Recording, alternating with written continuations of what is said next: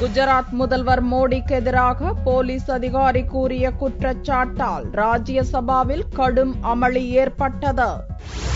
போலி என்கவுண்டர் வழக்கில் கைதாகி சிறையில் இருக்கும் குஜராத் ஐபிஎஸ் அதிகாரி வன்சாரா பாகிஸ்தான் தூண்டிவிடும் பயங்கரவாதத்தை எதிர்த்து போராடும் போலீஸ் அதிகாரிகளை முதல்வர் நரேந்திர மோடி காக்க தவறிவிட்டதாக குற்றம் சாட்டியிருந்தார். ராஜ்யசபா வியாழனன்று கூடியதும் இப்பிரச்சனையை விவாதிக்க இடதுசாரி கட்சிகள், சமாஜ்வாடி, ஐக்கிய ஜனதா தளம் போன்ற கட்சிகள் வலியுறுத்தின.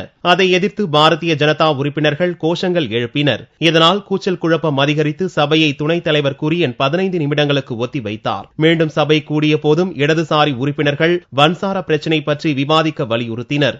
அப்போது பாரதிய ஜனதா உறுப்பினர்கள் எதிர்ப்பு கோஷங்களை முழங்கினர். ஆனால் இப்பிரச்சினை குறித்து விவாதிக்க துணைத் தலைவர் குரியன் அனுமதி தரவில்லை. அதனால் சீதாராம் யெச்சூரி தலைமையில் இடதுசாரி உறுப்பினர்கள் சபையிலிருந்து வெளிநடப்பு செய்தனர். முன்னதாக சபை கூடியதும் ராஜ்யசபா முன்னாள் ஜனாதிபதியும் ராஜ்யசபா முதலாவது தலைவருமான ராதாகிருஷ்ணனின் பிறந்த தினத்தை முன்னிட்டு அவருக்கு புகழஞ்சலி செலுத்தப்பட்டது.